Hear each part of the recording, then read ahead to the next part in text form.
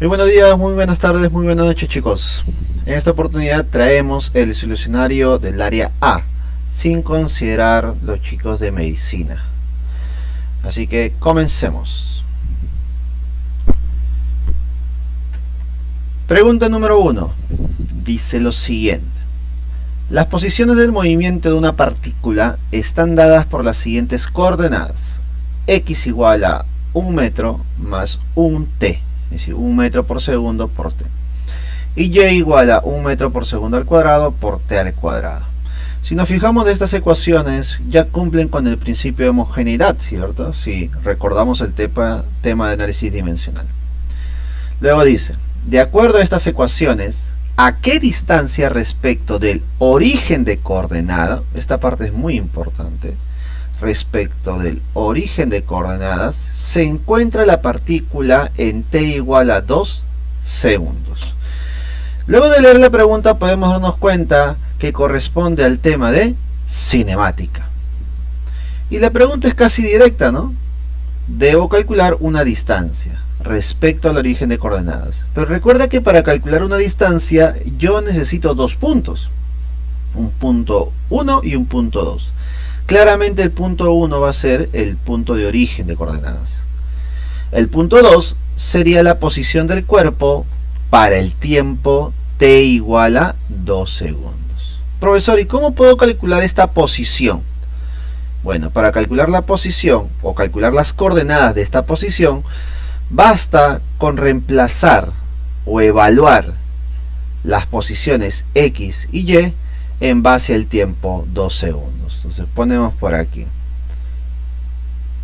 Diremos, para t igual a 2 segundos, ¿qué se va a cumplir, profesor?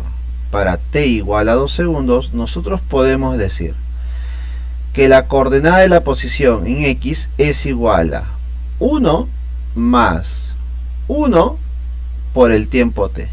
¿Y cuánto es el tiempo t que me piden analizar? 2 segundos. ¿Y esto cuánto me saldría? Prácticamente me sale 3 metros. También podemos calcular las coordenadas en el eje y. Entonces diremos lo siguiente. Las coordenadas en el eje y sería 1 por t al cuadrado. Y como el t es 2, sería 2 al cuadrado. Claramente me saldría 4 metros. Entonces, esta viene a ser las coordenadas de la posición final. O la posición para un tiempo de 2 segundos. Ahora grafiquemos. Graficando tendríamos lo siguiente. Acá tendremos las coordenadas x, y o xy. Y tenemos que representar la posición 1, ¿no? Que se le haría posición de origen. Origen de coordenadas. Origen de coordenadas. Por si acaso. No corresponde a la posición inicial del movimiento de la partícula. No. Dice origen de coordenadas. Entonces, esta es la posición 1. ¿Listo? Ahí está, el origen de coordenadas. Y luego tengo que representar la segunda posición, que sería 3,4, ¿no? Claramente, esta posición sería la posición 3,4. Entonces, más o menos sería por aquí, ¿no? En el eje x3, ahí está, y en el eje y4. Listo. Entonces la posición para t igual a 2 segundos, ponemos por acá, para t igual a 2 segundos, sería ese puntito. Ahora, ¿cómo sería el movimiento del cuerpo? No es necesario conocerlo, pero vamos a suponer que la trayectoria del movimiento es más o menos así, pues, ¿no? Ahí está.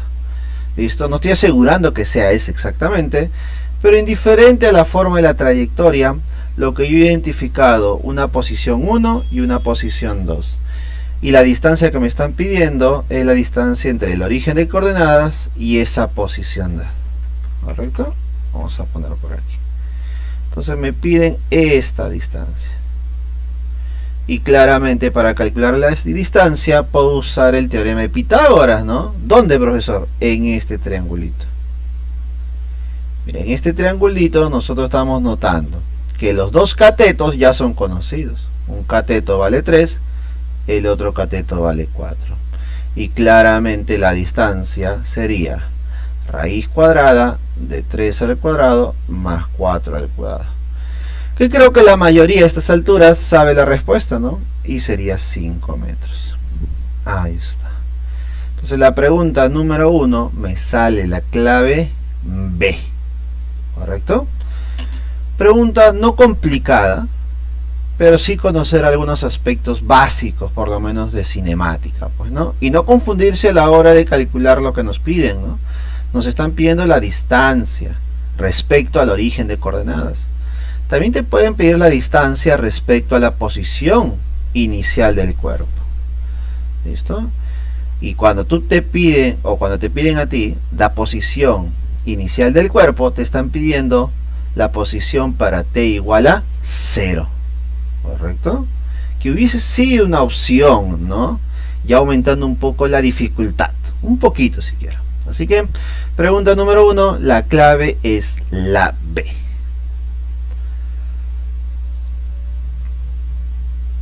Ahora nos vamos a la pregunta número 2 y dice lo siguiente: la posición de un bloque de 2 kilogramos con movimiento armónico simple está descrita mediante la ecuación x igual a 0,4 coseno de 8t menos pi tercios, donde x se mide en metros y t en segundos. Determine la energía total del sistema. Listo. Creo que esta pregunta es relativamente clásica en examen de admisión, ¿correcto? Están dentro de las preguntas más recurrentes, se podría decir. ¿Listo? Así que, ¿qué debo recordar aquí, profesor?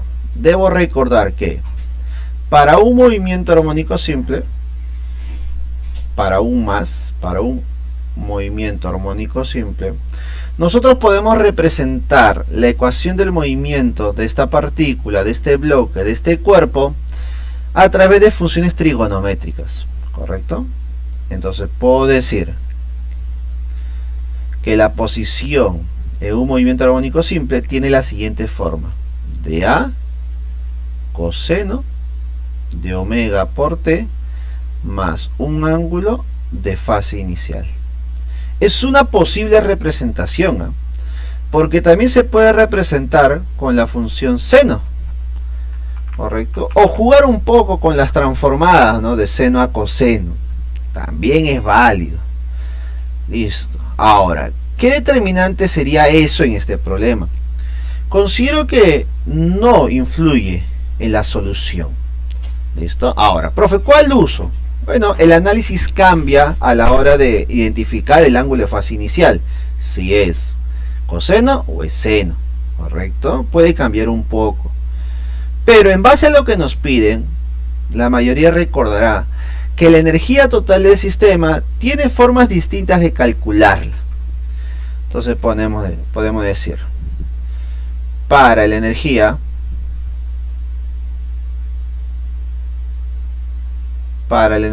¿qué debo recordar, profesor? Para la energía podemos decir lo siguiente: que la energía del sistema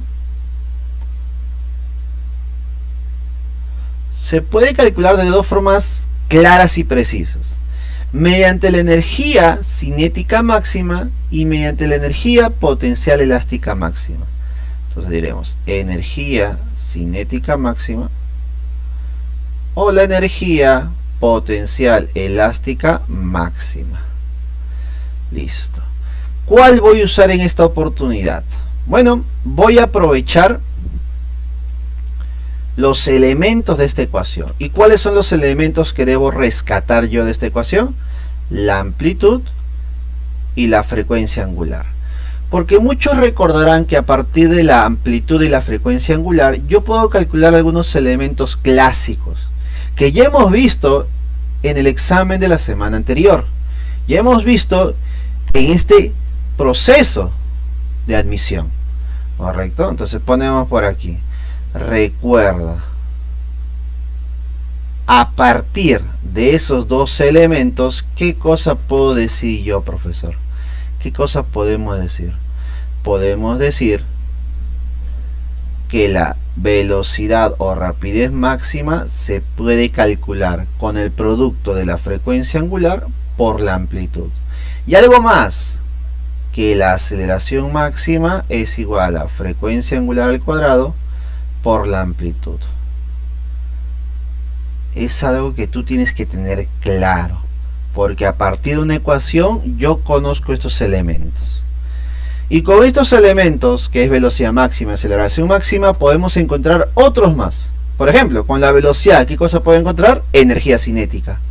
Profesor, pero si es la velocidad máxima, lo que estaría encontrando es la energía cinética máxima. Con la aceleración máxima, ¿qué cosa puedo calcular? La fuerza resultante máxima, que sería la fuerza elástica máxima. ¿Te das cuenta? Entonces es sumamente importante tener en cuenta esto, haber recordado esta información. Entonces, en base a esa información que te estoy mencionando, creo que lo adecuado para este problema sería calcular la energía cinética máxima. ¿Cómo, profesor? Como si fuese un medio de la masa por la velocidad máxima al cuadrado. Y justo esa velocidad máxima lo puedo encontrar con frecuencia angular por la amplitud. Entonces nos quedaría como un medio de la masa. Si eleva al cuadrado sería frecuencia angular al cuadrado por la amplitud al cuadrado. ¿Listo? Problema resuelto. Así que a reemplazar y calcular lo que nos piden. A ver, reemplacemos. Un medio de la masa. La masa según el problema es 2 kilogramos. 2. Por la frecuencia angular. Comparando nada más, dime tú, la frecuencia angular, ¿cuánto sería? La frecuencia angular sería, ¿cuánto? La frecuencia angular sería 8, ¿no? Ah, acá está, mira. El que acompaña el factor tiempo. Y la amplitud sería 0,4. Entonces ponemos por aquí frecuencia angular y amplitud. Listo. Entonces la frecuencia angular sería 8 al cuadrado por la amplitud, que sería 0,4. ¿Listo? 0,4, o podemos decir 4 sobre 10 al cuadrado. También es válido, por si acaso, para hacer una operación más práctica, ¿no? Por aquí operamos, un 2 y un 2 se van, me quedaría 8 al cuadrado por 4 al cuadrado. ¿Correcto? 8 al cuadrado por 4 al cuadrado. Listo. ¿Cuánto me saldría eso? Sería 64 por 16. Entre 10 al cuadrado, 100. Listo. Profe, ¿y esto cuánto es? ¿Cuánto me saldría? 64 por 16. Entonces, esta operación no es muy complicada y nos quedaría 64 por 16 entre 100. ¿Listo? A ver, ¿cuánto nos quedaría eso? Al multiplicar me quedaría 1024 sobre 100. ¿Listo? Y esto es igual a 10,24 joules. Ahora, cabe recalcar que hay muchas formas de llegar a este resultado, ¿sí o no? ¿Listo? Marcamos nuestra clave C para esta pregunta. ¿Listo?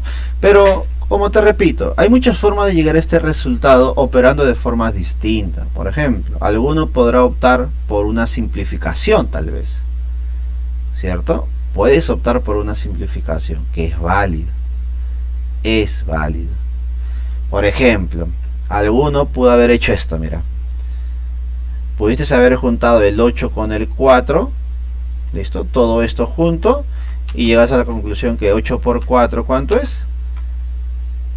32, ¿no? Entre 10, 3,2. Y un 3,2 al cuadrado, un valor muy cercano sería el 10, ¿cierto? Sería el 10. Profesor, pero acá hay un 16.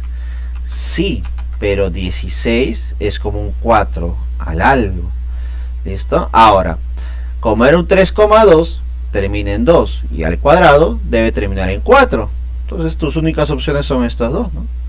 Por descarte tendría que ser la C. Es una opción válida también, ¿no? La otra opción que yo noto, pero ya llevándolo a otro nivel el análisis, si es que lo notas en ese momento, es que el 8 por 4 ambos al cuadrado, al final todo esto formaría como un 2 a la 10. No sé si lo notas. Se forma un 2 a la 10. También se forma un 2 a la 10. Y un 2 a la 10, creo que muchos, por ya sus conceptos matemáticos, saben que es 1024. También sería otra forma, ¿no? Pero ya sería muy rebuscada. Al final te quiero decir que la parte operativa ya depende de ti. ¿Listo? Va a depender de cómo te has acostumbrado a lo largo de tu preparación para resolver problemas. ¿Listo? Algunos optan por hacer todos los pasos, otros optan por reducir, otros optan por la simplificación, pero al final va a depender de qué cosa estás acostumbrado tú durante tu preparación y qué cosa se te ocurre a ti durante el examen también, que es fundamental. ¿Correcto, chicos? Así que simplemente te doy opciones de resolución. Así que nuestra pregunta número 2 está resuelta.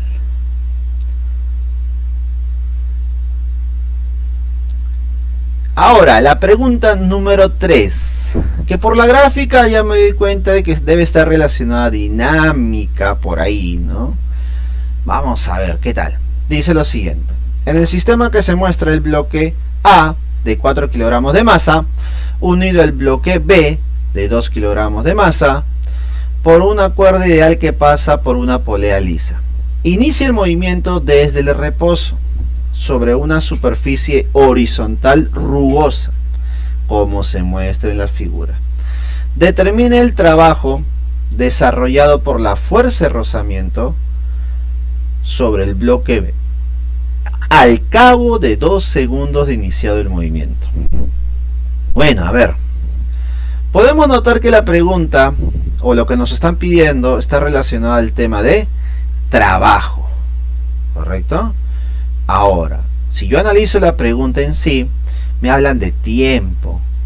Analizo la gráfica, hay fricción, hay movimiento. Entonces me di cuenta que esta pregunta ya engloba varios temitas, ¿no?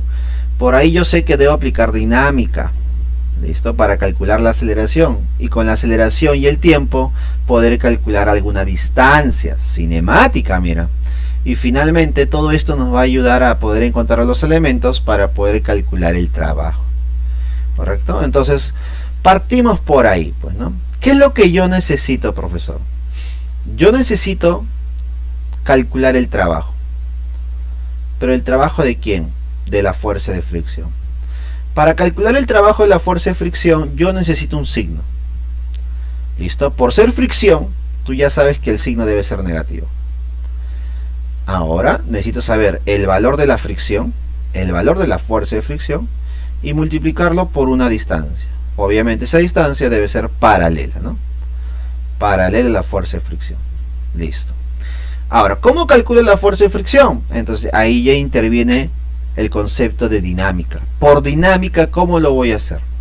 Y aquí vienen nuevas preguntas, ¿no? Profesor, ¿cómo puedo calcular la aceleración para un sistema acoplado, para un sistema de dos cuerpos unidos por una cuerda, ¿no?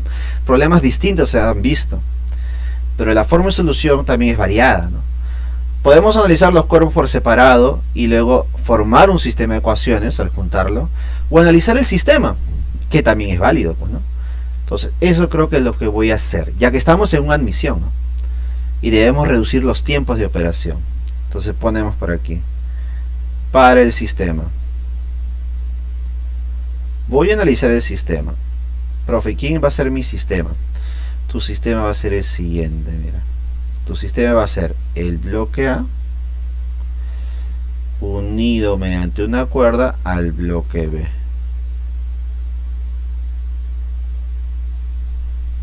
Y nos damos cuenta que este sistema está moviéndose hacia abajo. ¿Por qué, profesor? Porque el bloque A lo jala mediante una fuerza de gravedad. En este caso la fuerza de gravedad, debido a su masa que es 4 kilogramos, sería unos 40 newton. ¿Listo? Pero nos damos cuenta que sobre el bloque B aparece una fuerza de fricción. Claro, que va en contra del movimiento del cuerpo, del bloque, ¿cierto? Esa fuerza de fricción, ¿cómo se calcula? Como mu por la normal. Entonces, si yo quiero calcular esa fricción, debo, ¿qué cosa? conocer la normal. Entonces analizo el eje perpendicular. Hacia abajo, ¿qué tenemos? La fuerza de gravedad. Bueno, como la masa del bloque B es de 2 kilogramos, la fuerza de gravedad sería 20 newton. ¿Listo? Y la reacción normal es una fuerza perpendicular al movimiento, que obviamente debería ser 20 newton, ¿no? Fuerzas que van hacia arriba igual a fuerzas que van hacia abajo. La normal es 20 newton. ¿Con eso, profesor, ya puedo calcular la fricción? Claro que sí. La fricción sería mu 0,2 por la reacción normal 20. ¿Cuánto me sale la fricción? Claramente 4 newton. Listo. Ahí está. Entonces, como ya conozco las fuerzas sobre el cuerpo, profesor, pero nos estamos hablando de alguien muy importante, tal vez, que es la tensión. Pero te das cuenta que la tensión para el sistema es una fuerza interna. Lo voy a graficar igualmente, ¿no? Para el bloque B la tensión va hacia la izquierda y tiene el mismo valor que la tensión para el bloque A, que va hacia arriba. Pero estas dos fuerzas son internas, chicos. Es decir, que para el sistema estas se van a anular, no se cuenta. Entonces ponemos por aquí. Para el sistema, fuerza resultante del sistema es igual a masa del sistema por la aceleración. Ahora, la consulta es, ¿y la aceleración cómo sería, profe? Como hay dos cuerpitos, diremos, para uno de ellos una aceleración sería hacia abajo porque está descendiendo, y para el otro cuerpo sería hacia la izquierda. Listo. Así que, analizar. Fuerzas que van a favor de la aceleración. Bueno, sobre el bloque A hay una fuerza que va de 40. Otra fuerza que va a favor, ninguno. Menos fuerzas que van en contra. ¿Quién va en contra? 4, profe. Y esto es igual a la masa del sistema. ¿Cuánto es la masa del sistema? Bueno, la masa del bloque A, que es 4, más la masa del bloque B, que es 2.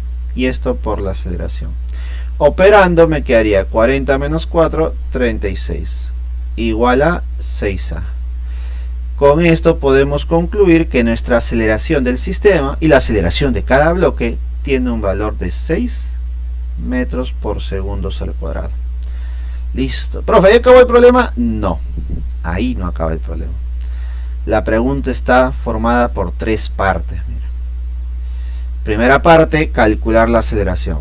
La segunda parte, calcular la distancia. Entonces, por cinemática.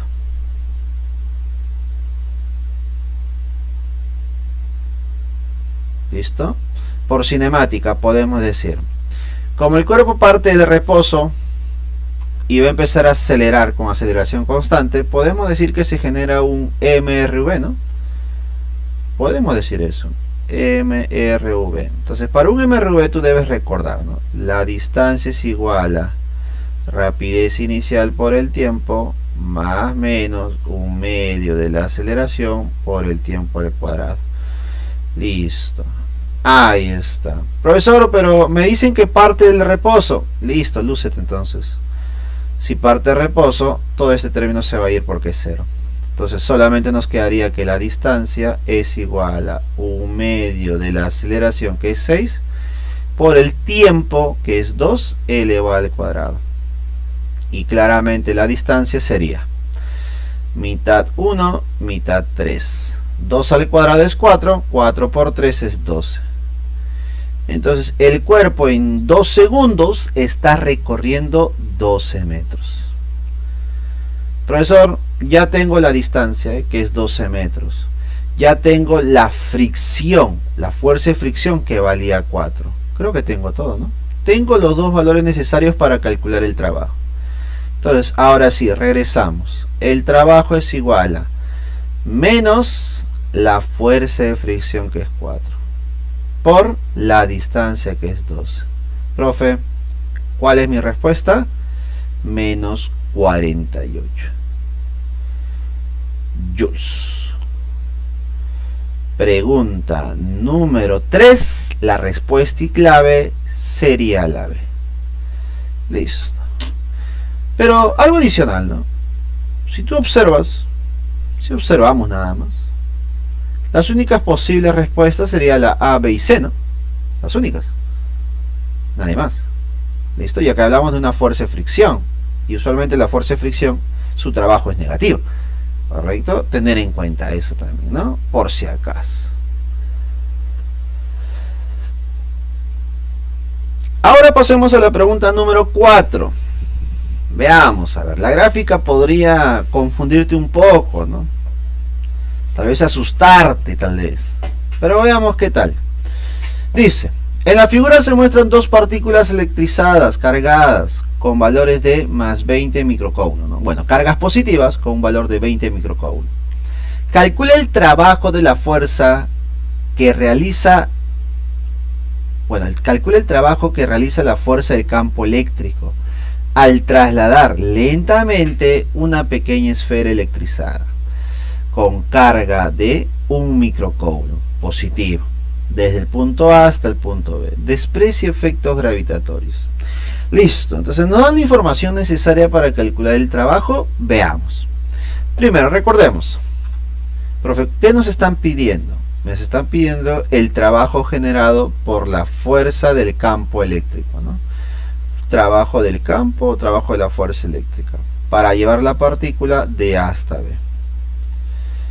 Entonces, en base a estas condiciones donde despreciamos los efectos gravitatorios y el movimiento es lento, yo puedo decir que el trabajo del campo lo puedo calcular de la siguiente forma. Negativo de la carga de prueba por el potencial final, que es en B, menos el potencial inicial, que es en A. Es una forma de representar el trabajo del campo. ¿Correcto? Por si acaso, esta estructura. Hay también la posibilidad de que te pidan el trabajo del agente externo. Para el trabajo del agente externo es lo mismo, pero sin el negativo adelante. ¿Listo? Por si acaso. Entonces, profesor, yo tengo la carga de prueba donde se va a considerar el signo. No te olvides acá. Se considera. Se considera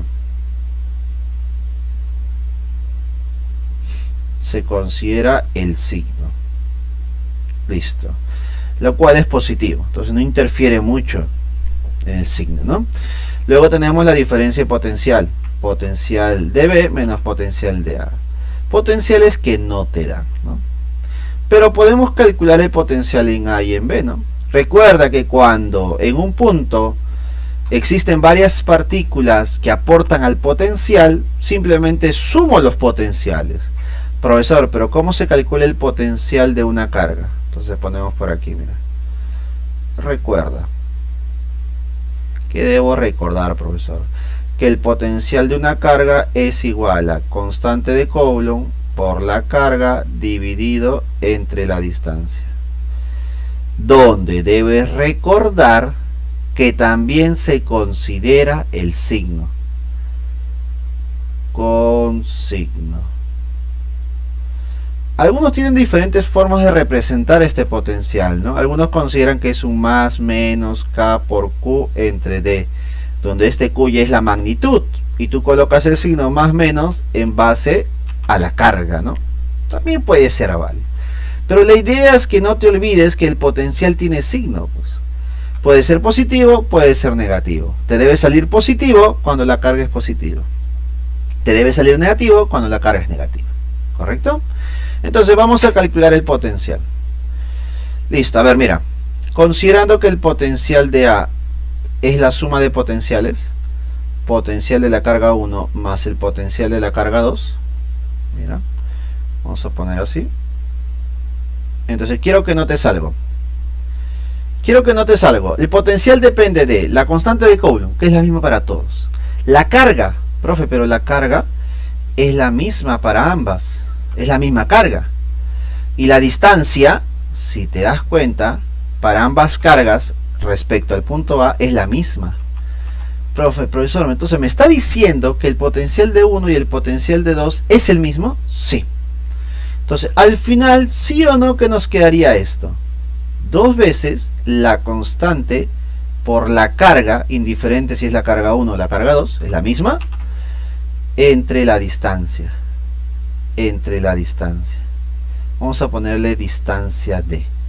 ¿Listo? Voy a calcularlo para no confundirnos, ¿no? Voy a reemplazarlo. 2 veces la constante. ¿Cuánto es la constante? 9 por 10 a la 9. ¿Cuánto es la carga? Profe, es carga positiva, por lo tanto es más 20 microcoulombs. 20 por 10 a la menos 6. Listo. Y lo más importante es la distancia. ¿Cuánto es la distancia para nosotros? Bueno, la distancia D es igual a 18 centímetros. 18 centímetros. Profe, pero no se trabaja en centímetros. Obviamente que no. Tienes que pasarlo a metros. ¿Y cómo paso de centímetros a metros? Multiplicando por 10 a la menos 2. Ahí está. Listo. Una breve operación o simplificación creo que nos permite calcular el resultado final. Mira, 2 por 9, 18. Chau, chau. Se van a ir. Me va a quedar un 2 por acá. Sigo operando, mira. 10 a la 9 por 10 a la menos 6 es un 10 a la 3. Por un 10 sería 10 a la 4. ¿Correcto? Y el 10 a la menos 2 se subiría como 10 al cuadrado, sería 10 a la 6. Entonces, finalmente podemos decir que el potencial en A es igual a... Vamos a ponerlo por aquí mejor ya. Potencial de A es igual a un 2 por 10 a la 6 unidades voltios. Listo. Pero este es el potencial en A nada más. Ahora veamos el potencial en B. Potencial en B. La misma historia, chicos. Es igual al potencial de 1 más el potencial de 2. Pero ahora, para el punto B, ¿qué ocurre? Necesito calcular las distancias. Entonces, tracemos las distancias. De la carga 2 al punto B y de la carga 1 al punto B. Y aquí comienza tu análisis, pues, ¿no? Porque esa distancia ya no las conozco. Pero para eso, tengo que asumir, debo suponer, por la gráfica, me da a entender, que aquí hay un angulito de 90 grados, ¿cierto? Ya tu experiencia te indica eso, ¿sí o no? Ya tu experiencia te indica que debe ser un 90 grados. Y al ser un 90 grados, acá tenemos un triángulo rectángulo. Listo. Y en ese triángulo rectángulo tenemos 18 centímetros, 24 centímetros. Profe, Pitágoras para esos dos números, que son muy grandes. A ver, estamos a estas alturas. Y a estas alturas sabes que existen triángulos muy conocidos. Sabes que suelen considerar en figuras triangulares triángulos pitagóricos usualmente, si es que no son notables. Y nos damos cuenta que el 18-24 tiene la forma de 6 por 3 y 6 por 4. Entonces tiene una relación de 3, 4 y 5. Entonces, ¿cuánto debe ser la hipotenusa? 6 por 5. Y eso sería 30 centímetros. ¿Correcto? Entonces, profesor, nos damos cuenta nuevamente que las dos distancias son iguales, las dos cargas son iguales, las constantes son iguales. Profe, al final me queda 2 veces la constante por la carga entre esta nueva distancia. Sí. Reemplaza entonces 2 por 9 por 10 a la 9 por la carga, que es la misma, 20 positivo por 10 a la menos 6. Lo único que estaba cambiando respecto al potencial inicial o potencial en A es la distancia, y ahora sería 30 por 10 a la menos 2. Ahí está. Ahora, ¿qué nos queda? Operar nada más. Mira, tercia 1, tercia 3. ¿Listo? Tercia 1, tercia 3. ¿Algo más que nos falte por ahí? ¿Qué más podemos sacarle? Puedes sacarle un cerito, un cerito. ¿Correcto? Un cerito, un cerito. Es válido, ¿eh? Es válido. Pero mira, yo me proyecto algo. ¿Qué te parece si juntamos estos números? Mira. 2 por 3, 6. Y 6 por 2, 12. Y 12 entre 10, 1,2. Profe, ¿por qué hace eso? Porque si tú recuerdas, hace un momento hemos operado 10 a la 9, 10 a la menos 6, este 10 y el 10 a la menos 2. Es decir, que toda esa operación que es resaltado con verde salió un 10 a la 6. Entonces, si hago lo mismo, tú ya sabes cuánto es la respuesta, ¿no? Todo esto debe ser un 10 a la 6. Entonces, ¿quién acompaña al 10 a la 6? El 1,2. Recuerda, tú tienes que buscar el camino más práctico a la hora de resolver o de operar. ¿Listo? No te combinen que los valores que tú vas a restar o vas a volver a operar sean distintos. Busquemos que tenga la misma estructura para que las operaciones sean más sencillas, ¿correcto? Entonces, en base a ello podemos decir que el potencial en B nos quedaría un 1,2, ¿listo? Un 1,2 por 10 a la 6, listo, voltios. Y con eso hemos encontrado el potencial en B. Como ya tengo el potencial en A, el potencial en B, ya puedo reemplazar, ¿no? Ya puedo reemplazar. Reemplacemos, chicos. Vamos. A ver, reemplacemos en la formulita del trabajo. Al reemplazar tendríamos menos la carga de prueba. ¿Listo? La carga de prueba es positiva, mira. Más un micro. 1 por 10 a la menos 6. Por diferencia de potencial. ¿Listo? Diferencia de potencial sería potencial en B, que sería 1,2.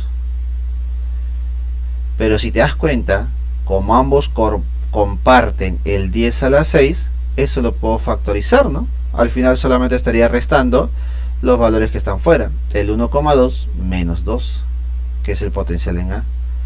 Y esto por 10 a la 6. ¿Te das cuenta? La utilidad que tiene darle forma de esa manera. ¿Sí o no? Y justo ese 10 a la 6, con este 10 a la menos 6, ¿qué pasa, chicos? Se van a ir, pues. Y mira lo que me queda. Me quedaría menos 1 por 1,2 menos 2 sería menos ¿cuánto, chicos? Menos 0, menos 0, ¿cuánto?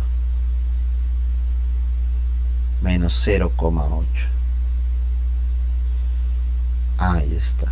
Y menos por menos sería más. Y respuesta final, el trabajo del campo para llevar la partícula de A hasta B me sale 0,8 joules. Pregunta número 4 resuelta. Y la clave sería la D. Listo. Es una pregunta, vamos a decirlo, extensa, no es complicada, no es muy recurrente en los exámenes de admisión, pero ya sabes, en el examen de admisión puede venirte cualquier tema. Listo, no existe pregunta o tema fijo. Y ya nos estamos dando cuenta en este proceso de examen de admisión. Pueden haber preguntas recurrentes, pero también pueden haber preguntas novedosas, extensas, y en algunos casos preguntas muy rebuscadas. Así que tú tienes que estar preparado para todo. ¿Listo? Y en este caso la pregunta no es compleja, pero sí toma su tiempo de operación. Pero tiempo de operación que tú puedes reducir dependiendo del método de solución que escojas, el método de operación que desees, ¿no? Por ejemplo, a mí se me ocurre no haber hecho toda esta operación tal vez. Profe, ¿cómo hago eso? Entonces, ¿cómo evito eso? Bueno, tú hubieses colocado aquí 3D, 4D y 5D. Entonces tú calculabas los potenciales en función de D. Listo, de tal manera que esto te quedaba en función de D, en función de D, y restabas en función de D. Entonces, es decir, no hacía la operación, porque acá estamos haciendo dos veces la operación. Pero si lo colocas en funciones de variables, reduces un poco la operación. Pero no es el camino adecuado para algunos, chicos. Todo depende de cómo estás acostumbrado a resolver problemas. A algunos hacer ese tipo de cambio de variable les puede marear, ¿no? Pero para otros Tal vez están más acostumbrados a ese tipo de artificios, a hacer ese tipo de reducciones. Así que, como te dije, como en el problema anterior, y lo que hemos visto, a veces es muy importante la forma de operación que tú escojas. Simplificación, agrupación, operas, aproximas, muchas formas que pueden haber en el camino. ¿Listo? Así que pregunta número 4, la respuesta es la D. Y finalmente llegamos a la pregunta número 5, que para muchos creo yo que ha sido la pregunta más pesada. ¿Listo? Y no por la parte operativa, sino por la parte analítica de lo que te piden, que usualmente no es así. ¿Listo? Y ahí resalta lo que te mencioné, pues, ¿no? A veces hay preguntas recurrentes, por ejemplo. Este tema es recurrente, el tema es recurrente, la pregunta no, lo que te piden no. Podemos decir que es una pregunta novedosa para un examen de admisión de San Marcos, ¿correcto? Bueno, acá están preparados siempre para todo, para lo más práctico y para lo más complejo, tedioso. Así que la pregunta número 5 dice así: una bobina circular ideal que encierra un área de 200 centímetros cuadrados está integrada por 100 vueltas de alambre de cobre, como se muestra en la figura. Para t igual a 0, es decir, al inicio, el campo magnético uniforme de 2 Tesla atraviesa perpendicularmente el plano de la bobina en la dirección del eje Z positivo, ¿no? Según lo que vemos en la gráfica, Z positivo es hacia arriba. Si se invierte la dirección del campo magnético hacia el eje Z negativo, es decir, hacia abajo ahora, ¿cuál es la cantidad de carga que fluye en el sistema bobina-resistor? Yo estoy seguro que la pregunta sorprendió a muchos. Profe, ¿cómo me piden carga? ¿Cómo este tema de electromagnetismo se relaciona con carga? Si yo he visto carga en electrostática, profe, por ahí en electrodinámica, pero en electromagnetismo, en flujo magnético la carga. Entonces ahí la pregunta es como que marea, ¿no? Y algunos ya podrían optar por decir, lo dejo para después. Pero veamos cómo se resuelve esta pregunta. Mira, recordemos que la carga está relacionada también con la corriente. Y una vez que lo relacionas con la corriente, ya se te viene a la mente algunas relaciones por aquí. Porque la corriente también se relaciona con la resistencia que yo veo en el circuito pequeño. Y corriente con resistencia está relacionada con la ley de Ohm, con el voltaje. Y recuerda que el voltaje es equivalente a la Feng, ¿sí o no? Y ahí viene el tema. Entonces por ahí voy a relacionarla, ¿correcto? Por ahí voy a relacionarla. A ver, pero primero vamos a plantear lo que nos dice el problema al inicio, ¿no? A ver, tenemos dos situaciones que analizar. Para t igual a 0 y para un t cualquiera. ¿Listo? Me piden para un t igual a 0 y luego seguramente pasó un intervalo de tiempo pequeño, no lo sé, pero ha transcurrido un tiempo, una variación de t, y en ese proceso, ¿qué pasó, profe? Lo que ha ocurrido es que cambió la orientación del campo. El campo cambió de orientación. Al inicio el campo estaba apuntando hacia arriba, para el eje Z. Listo. Y al haber un campo apuntando en una dirección y al atravesar la superficie o las espiras, se genera un flujo, al cual yo voy a llamar flujo inicial. Flujo 1. Este flujo inicial se calcula como el producto del campo por el área multiplicado por el coseno de teta. ¿Listo? Para ser más exacto, creo yo que sería conveniente, vamos a hacer esto, miren, para que nos quede claro, ¿no? Esa es la idea, que nos quede claro. El flujo en general, vamos a poner por aquí, es el producto del campo por el área por el coseno del ángulo teta. Profe, pero ¿de qué ángulo estamos hablando? El ángulo que forma ¿quién?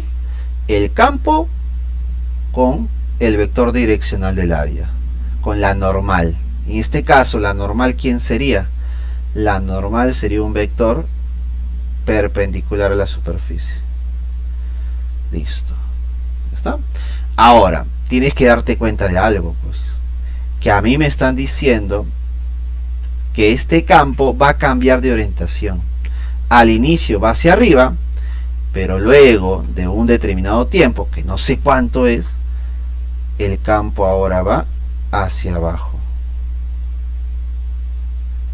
Ahora va hacia abajo.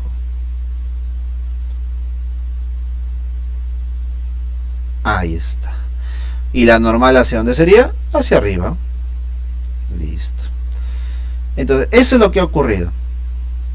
Ha cambiado la orientación del campo. Y al cambiar la orientación del campo, nos vamos a dar cuenta que también va a cambiar el ángulo entre la normal y el campo. Podemos decir que para el primer caso, el ángulo tendría que ser 0, ¿no? ¿Qué ángulo forma el vector campo con la normal? 0 grados.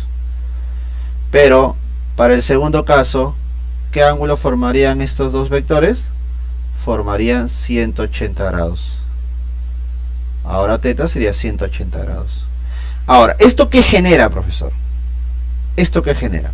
Mira, para el primer caso sería coseno de 0. Coseno de 0, ¿cuánto es? Es 1. Para el segundo caso, coseno de 180 menos 1. ¿Qué es lo que ocurre? Cuando un campo es perpendicular a la superficie, genera flujo máximo. Cuando un campo es perpendicular a la superficie, genera flujo máximo. Ya sea que el campo entre o salga, genera flujo máximo. La diferencia es, escucha, para el flujo máximo, la diferencia es, ¿cuál es la diferencia, profe? Que el signo para un campo saliente es positivo. Y el valor sería campo por el área. ¿Por qué positivo? Porque sale coseno de 0. Y coseno de 0 es más 1. ¿Correcto? Por eso sale positivo. De forma directa.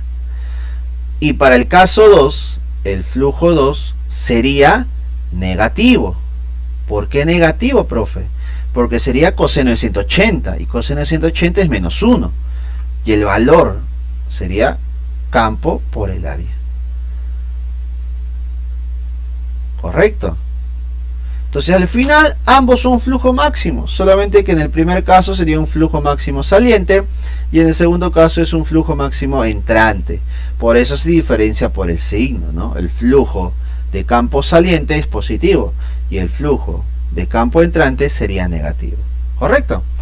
¿Podemos calcular los valores? Claro. Tenemos el campo, que es 2 teslas, y tenemos el área, que es 200 centímetros cuadrados. Tenemos ambos. Los tenemos.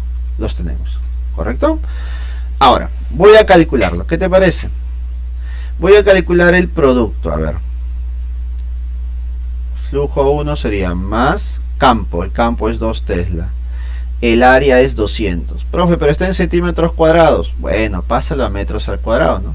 De centímetros al cuadrado o metros cuadrados, simplemente multiplicas por 10 a la menos 4. ¿Y esto cuánto me sale? A ver, 2 por 2 es 4, 2 ceritos sería 10 al cuadrado, por 10 a la menos 4 sería 10 a la menos 2. Entonces 4 por 10 a la menos 2. Unidades Weber, ¿no? Ahí está. Este es el flujo. Profesor, ¿y para el flujo 2? ¿Coincides conmigo que para el flujo 2 es lo mismo? ¿Solamente que con signo negativo? Sí, es lo mismo, profe. Te ahorras mucho tiempo. Ahí está. Menos 4 por 10 a la menos 2. Una vez que ya tengas los dos flujos, ya vas directamente al problema, pues, en sí. A ver, si yo tengo los flujos inicial y final para un determinado tiempo transcurrido, yo puedo decir que la Phen, entonces, la Phen inducida mediante Faraday, podemos decir lo siguiente, ¿no? Esta Phen inducida es igual al número de espiras. Bueno, calculemos el valor, variación de flujo sobre variación de tiempo. Ahí está. Voy a calcular esto. Pero estoy seguro que tu pregunta es la siguiente, ¿no? Profe, pero no tengo el tiempo. Efectivamente, no tienes el tiempo. Entonces tú tienes que ir pensando. ¿Quién más se relaciona con el tiempo? Veamos a ver. Y nos damos cuenta que esta fe inducida es nuestra diferencia potencial, nuestro voltaje, ¿no? Y esa diferencia potencial es el producto de corriente por resistencia. Y este debe ser igual al número de espiras, que sería ¿cuánto? Sería 100, ¿no? Por variación del flujo, que es el flujo 2 menos el flujo 1. Y esto dividido entre el tiempo. Y sigues viendo, ¿no? ¿Y el tiempo dónde está, profe? Entonces, ahí debes recordar. El tiempo está relacionado con la corriente. Debes recordar que la corriente se calcula, o la intensidad de la corriente se calcula como la carga que está fluyendo por unidad de tiempo. Entonces, la carga que fluye, vamos a ponerlo así, por unidad de tiempo. Esto multiplicado por ¿quién? Por la resistencia. ¿Cuánto es la resistencia, profe? La resistencia es 4. Y este es igual al número de espiras, que es 100. Por la variación de flujo. Te das cuenta que los dos flujos son iguales, ¿no? Solamente difieren el signo, nada más. Y como el flujo 2 es menos 4 por 10 a la menos 2, y el flujo 1 es 4, sería menos 4, menos 4. Es decir, menos 8. Menos 8 por 10 a la menos 2. Y esto dividido entre un intervalo de tiempo. Y ahí aparece la magia, pues, ¿no? El tiempo que tanto estabas pensando desde el inicio aparecen en los dos lados, en los dos términos, ¿no? Y al final se van a eliminar. Mira. Y no solamente eso, mira, un 10 al cuadrado con un 10 a la menos 2 también se va. Y me quedaría que 4 veces la carga es igual a menos 8 con valor absoluto, que sería 8. Por lo tanto, la carga que estaría fluyendo en el sistema o bobina resistor sería 2 coulomb. Y la respuesta para la última pregunta, que viene a ser la 5, sería la clave D.